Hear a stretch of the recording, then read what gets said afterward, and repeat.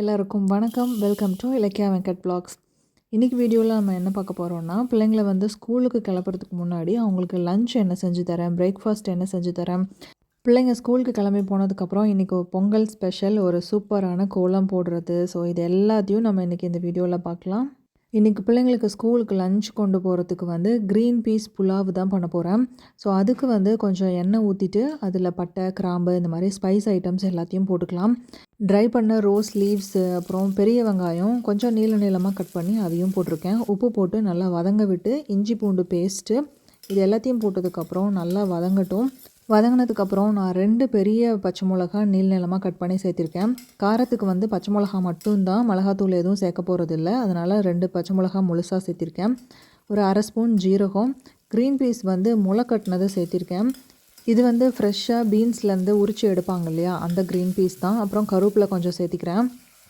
நான் இன்றைக்கி வந்து பாஸ்மதி ரைஸில் தான் புலாவ் செய்ய போகிறேன். ஸோ 1 டம்ளர் பாஸ்மதி ரைஸ்க்கு 1.5 டம்ளர் தண்ணி ஊற்றிருக்கேன். உப்பு வந்து செக் பண்ணி பார்த்து அதையும் ஆட் பண்ணிக்கோங்க. இந்த வீடியோ வந்து பிள்ளைங்க காலையில் ஸ்கூலுக்கு கிளம்புறதுக்கு முன்னாடி என்னோடய ரொட்டீன் ஒர்க்கு பிள்ளைங்களுக்கு பிரேக்ஃபாஸ்ட் லஞ்ச் எல்லாம் செய்ய வேண்டியது இருக்கும் இல்லையா, அப்போது எடுத்த வீடியோ. பிள்ளைங்க சைட் பை சைட் கிளம்பிட்டுருக்காங்க.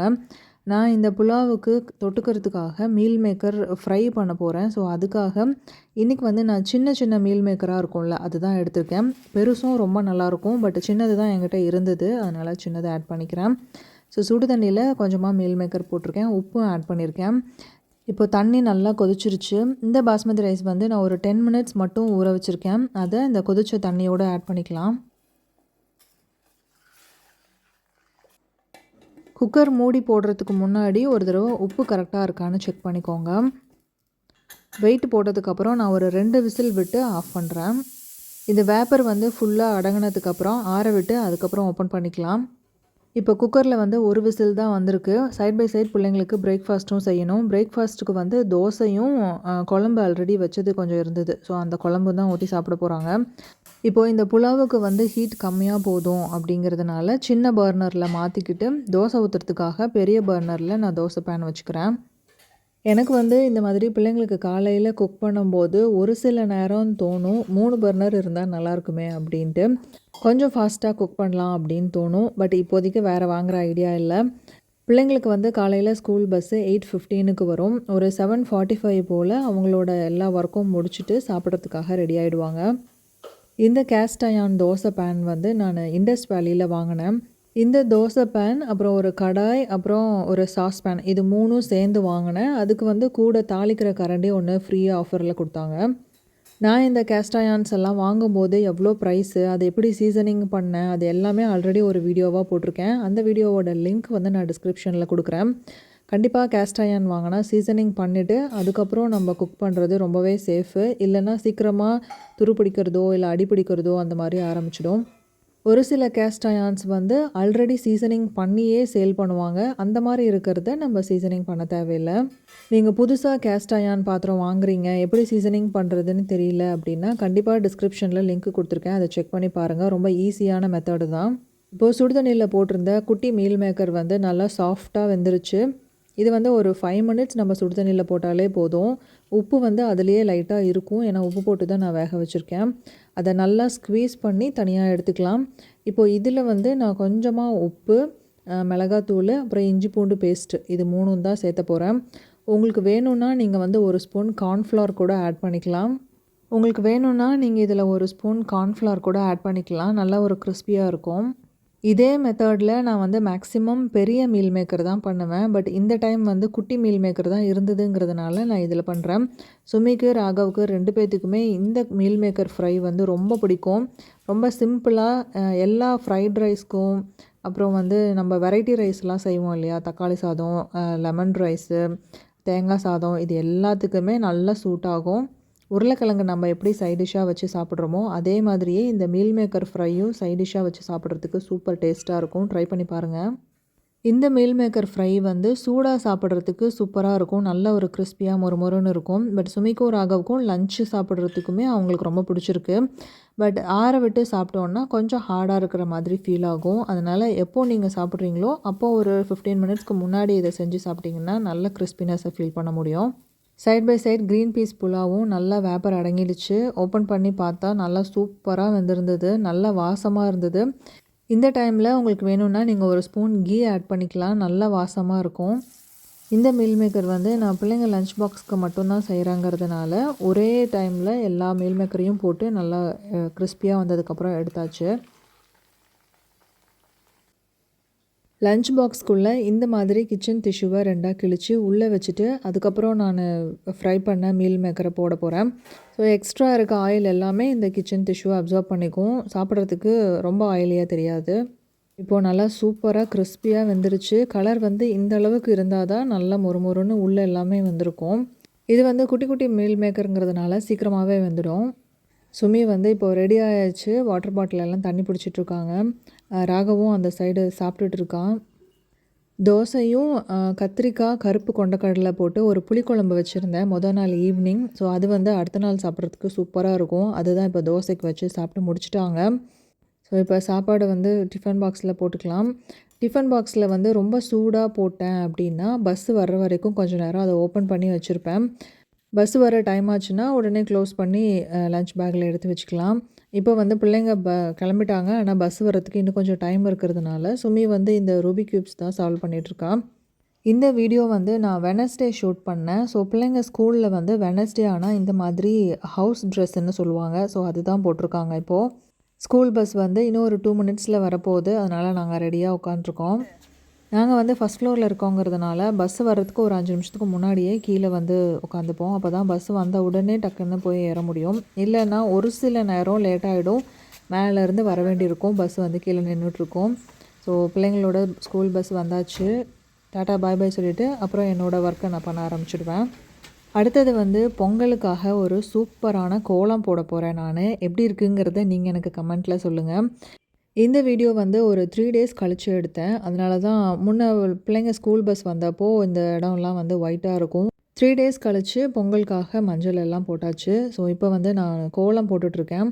நான் வந்து லாஸ்ட் இயர் பொங்கலுக்குமே இந்த மாதிரி ஒரு கோலம் தான் பெயிண்டில் போட்டுட்டேன். இந்த பெயிண்ட் கோலம் வந்து ஒரு 6 மந்த்ஸ்க்கு அப்படியே இருக்கும். நல்ல ஒரு பிரைட் கலர்ஸில் போட்டிருக்கேன்.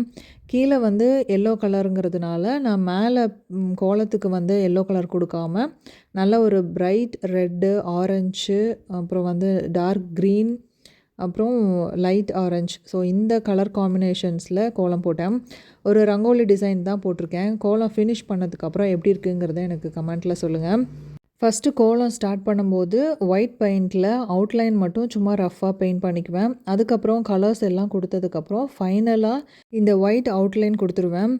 இந்த மாதிரி பெயிண்டில் கோலம் போடும்போது கலர் கொடுக்கும்போதெல்லாம் நமக்கு அவ்வளோக்கு ஒன்றும் தெரியாது. பட் இந்த ஒயிட் அவுட்லைன் கொடுக்க கொடுக்க இந்த கோலமே அப்படியே லைவ்லியாக ரொம்ப பியூட்டிஃபுல்லாக இருக்கிற மாதிரி நம்ம ஃபீல் பண்ணுவோம்.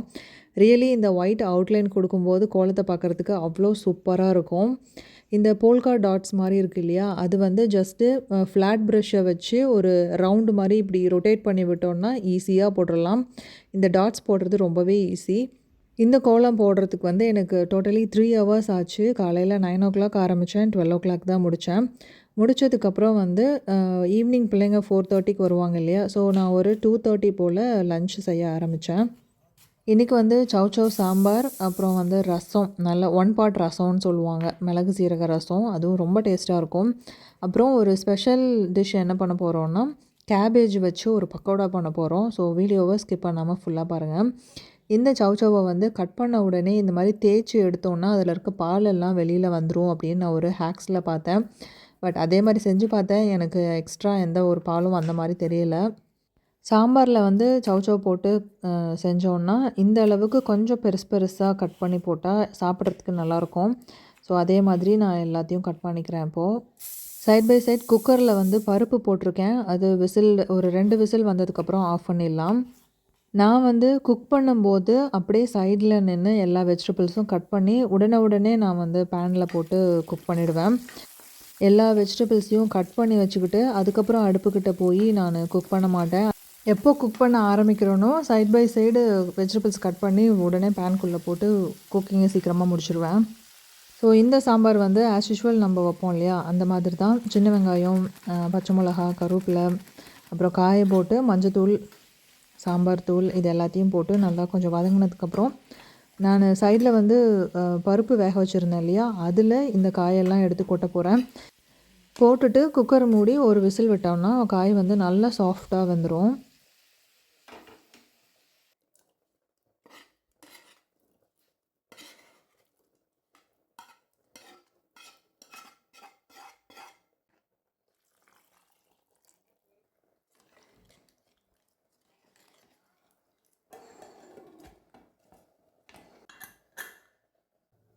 பொரியல் வந்து இன்றைக்கி பம்கின் பொரியல் தான் பண்ண போகிறேன். எனக்கு இந்த பம்கின் பொரியல் ரொம்ப ரொம்ப பிடிக்கும். நான் இது வந்து ஊரில் அம்மா வீட்டில் இருந்து கொண்டு வந்தது. இந்த பம்கின் வந்து நல்லா இனிப்பாகவும் அந்த ஸ்கின் பார்ட் வந்து ரொம்ப சாஃப்டாகவும் இருக்கும். சாப்பிட சாப்பிட நல்லா சூப்பர் டேஸ்ட்டாக இருக்கும். இதிலெல்லாம் வந்து அல்வா செஞ்சோன்னா ரொம்ப டேஸ்டியாக இருக்கும். இதில் வந்து போண்டா, பக்கோடா இதெல்லாம் கூட போடலாம். நம்ம இனி வர வீடியோஸில் அதெல்லாமே பார்க்கலாம். இந்த சீடு இருக்கு இல்லையா, பம்கின் சீடு, இது வந்து நமக்கும் ரொம்ப நல்லது. நல்லா ட்ரை பண்ணிவிட்டு உரித்து உள்ளே இருக்கிறத சாப்பிடலாம். இன்னொன்று, வீட்டில் வந்து டாக்ஸ் வச்சுருக்கவங்க யாராவது இந்த வீடியோ பார்க்குறீங்கன்னா, இந்த சீட்ஸை வந்து நல்லா ட்ரை பண்ண விட்டு அதை மிக்சியில் போட்டு பொடி பண்ணி டாகுக்கு ஃபுட்டு கொடுக்கும்போது இந்த பொடியும் ஒரு ஸ்பூன் அந்த ஃபுட்டோடு கலந்து கொடுத்தீங்கன்னா டாகுக்கும் ரொம்ப ரொம்ப நல்லது. நல்ல ஒரு ஹெல்த்தியாக வளரும். என்ன ஒன்றே ஒன்றுனா, இது கட் பண்ணுறதுக்கு தான் கொஞ்சம் ஹார்டாக இருக்கும். இதுவுமே நான் கொஞ்சம் பெருசாக தான் கட் பண்ணுவேன். ஏன்னா வெந்துச்சுன்னா நல்லா சாஃப்டாக எடுத்து சாப்பிட்றதுக்கு ஈஸியாக இருக்கும். ரொம்ப சின்ன சின்னதாக கட் பண்ணிட்டோன்னா குழஞ்ச மாதிரி ஆகிடும். சாப்பிடும்போது பீசஸ் மாதிரி இருக்காது. சைட் பை சைட் சாப்பாடும் வேக வச்சுருந்தேன். அதுவும் நல்லா வெந்துருச்சு. இப்போ வடிச்சிக்கலாம். சாப்பாடு வந்து நான் மேக்ஸிமம் 1.5 டம்ளர் தான் வைப்பேன். மினிமம் ஒரு 1/2 டம்ளர் கூட வைப்பேன். ஸோ தூக்கி வடிக்கிறதுக்கு வந்து எனக்கு ஈஸியாகவே இருக்கும். இப்போ வந்து அந்த பம்கினை பொரியல் பண்ணிக்கலாம். எண்ணெய் ஊற்றி கடலைப்பருப்பு, கொஞ்சம் காஞ்ச மிளகா, பெரிய வெங்காயம் சின்ன சின்னதாக கட் பண்ணது, இது எல்லாத்தையும் போட்டு உப்பு வந்து நான் காய்க்கும் சேர்த்தே போட்டுக்கிறேன். வதங்கினதுக்கப்புறம் காய் போட்டுட்டு தண்ணி வந்து இதில் தெளிக்கவே தேவையில்லை, ஊற்றவும் தேவையில்லை. இந்த காயில் இருக்க தண்ணியிலேயே நல்லா சாஃப்டாக வெந்துடும். ஒன்று ஃப்ளேமை வந்து ஹையில் வைக்கக்கூடாது, மீடியம் ஃப்ளேமில் வச்சு ஸ்லோவாக குக் பண்ணோன்னா நல்லா சாஃப்டாக வெந்துடும். சாம்பாருக்கு வந்து நான் இன்றைக்கி புளி ஊற்றலை. பெரிய நெல்லிக்காய் கொஞ்ச நாள் முன்னாடி வாங்கினது 2 அப்படியே இருந்துச்சு. அது கொஞ்சம் கலர் மாறினதெல்லாம் தூக்கி போட்டுட்டு சின்ன சின்னதாக கட் பண்ணி இதை மிக்சியில் அரைச்சி புளிக்கு பதிலாக நான் இந்த பேஸ்ட்டு தான் நான் இப்போ குழம்புல ஊற்ற போகிறேன். இந்த நெல்லிக்காய் அரைச்சது குழம்புல ஊற்றினோன்னா குழம்போட கலர் வந்து மாறும், கொஞ்சம் டார்க்காக ஆகும். டேஸ்ட் வந்து நல்லாவே இருக்கும். உங்களுக்கு இந்த நெல்லிக்காய் டேஸ்ட் பிடிக்காது, அப்படியே அரைச்சி சாம்பாரில் ஊற்ற வேண்டான்னு தோணுச்சுன்னா நீங்கள் இதோட கொஞ்சம் தேங்காயும் சேர்த்து அரைச்சிக்கோங்க. டேஸ்ட் வந்து சூப்பராகவே இருக்கும். ஸோ இப்போ வந்து சூப்பரான முட்டைக்கோஸ் பக்கோடா எப்படி செய்கிறதுன்னு பார்க்கலாம். முட்டைக்கோஸ் போண்டானே சொல்லலாம், ஏன்னா இது கொஞ்சம் பெரிய பெரிய உருண்டையாக தான் நம்ம எண்ணெயில் போட போகிறோம். இந்த முட்டைக்கோஸ் போண்டாவுக்கு வந்து 3/4 பங்கு முட்டைக்கோஸும் ஒரு 1/4 பங்கு வெங்காயமும் எடுத்துக்கிட்டால் போதும். முட்டைக்கோஸு, வெங்காயம் இது எல்லாமே வந்து கொஞ்சம் நீளமாக கட் பண்ணிக்கலாம். முட்டைக்கோஸ் வந்து நல்லா ஒரு பெரிய முட்டைக்கோஸாக வாங்கிட்டு வந்துட்டேன். இது வந்து பொரியல் பண்ணால் உள்ளேயே இறங்காது. அதனால் இந்த மாதிரி ஒரு முட்டைக்கோஸ் போண்டா மாதிரி செஞ்சு கொடுத்தோன்னா நல்லா டேஸ்டியாக இருக்கும், சூப்பராக சாப்பிட்ருவாங்க. ஸோ இதை வந்து வெங்காயத்தை நம்ம எப்படி கொஞ்சம் நீளமாக கட் பண்ணமோ அதே மாதிரியே கொஞ்சம் நீளமாக கட் பண்ணிக்கலாம்.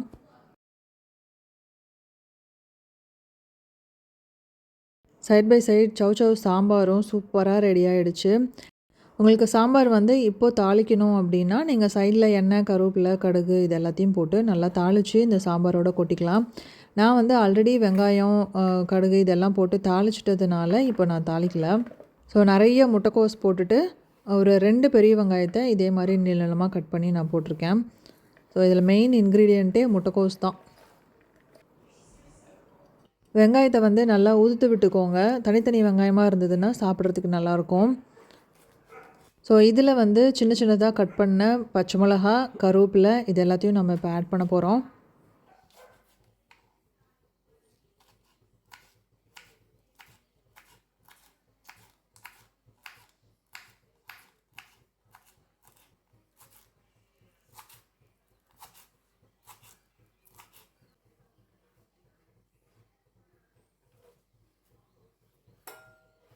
ஸோ இதோட இப்போ நான் ஒரு ஸ்பூன் ஜீரகம், மஞ்சத்தூள் தேவையான அளவு, அப்புறம் சாம்பார் தூள் நான் ஒரு 2 ஸ்பூன் ஆட் பண்ணிக்கிறேன். கடலை மாவு 2 கை அளவு, அப்புறம் அரிசி மாவு 1 கை அளவு, இதுதான் நான் அளவு போட்டிருக்கேன். அப்புறம் தேவையான அளவு உப்பு, கொஞ்சம் இஞ்சி பூண்டு பேஸ்ட்டு. இந்த அளவு போட்டாலே நம்ம ஆயிலில் போடும்போது உதிரி உதிரியாக ஆகாமல் நல்லா கெட்டியாக வரும். சப்போஸ் நீங்கள் ஆயிலில் போடும்போது உங்களுக்கு தனித்தனியாக பிரிஞ்சு வருது அப்படின்னா நீங்கள் ஒரு 2 ஸ்பூன் கார்ன்ஃப்ளவர் மட்டும் சேர்த்திக்கோங்க. அப்புறம் சாம்பார் தூளுக்கு பதிலாக நீங்கள் மிளகாத்தூள் கூட ஆட் பண்ணிக்கலாம். இது எல்லாத்தையும் ஃபஸ்ட்டு தண்ணி ஊற்றாமல் நல்லா மிக்ஸ் பண்ணிவிட்டு நம்ம எண்ணெய் காய வச்சிட்ருக்கோம் இல்லையா போண்டா போடுறதுக்கு, அதிலேருந்து ஒரு ஸ்பூன் நல்லா சூடான எண்ணெயை போட்டு நல்லா மிக்ஸ் பண்ணி விட்டுட்டு அதுக்கப்புறம் தண்ணி கொஞ்சம் கொஞ்சமாக தெளித்து நல்லா தேவையான அளவு தண்ணியை போட்டு நல்லா பிசைஞ்சிக்கலாம். இந்த மாதிரி கொஞ்சம் கெட்டியாக பிசைஞ்சதுக்கப்புறம் நல்லா உருண்டை உருண்டையாக எடுத்து நம்ம போண்டா மாதிரி போட்டு சாப்பிட்டோன்னா சூப்பராக இருக்கும். இன்னும் கொஞ்சம் தண்ணி கம்மியாக ட்ரையாக பண்ணிங்கன்னா உதுத்து விட்டு பக்கோடா மாதிரியும் செஞ்சு சாப்பிட்லாம். கண்டிப்பாக செஞ்சு பாருங்கள். டேஸ்ட்டு வேறு லெவலில் இருக்கும். சூப்பர் டேஸ்ட்டாக இருக்கும். செஞ்சு பார்த்துட்டு எப்படி வந்ததுங்கிறத எனக்கு கமெண்ட்டில் சொல்லுங்கள். ஸோ இந்த வீடியோ உங்களுக்கு யூஸ்ஃபுல்லாகவும் பிடிச்சிருக்கும்னு நினைக்கிறேன்.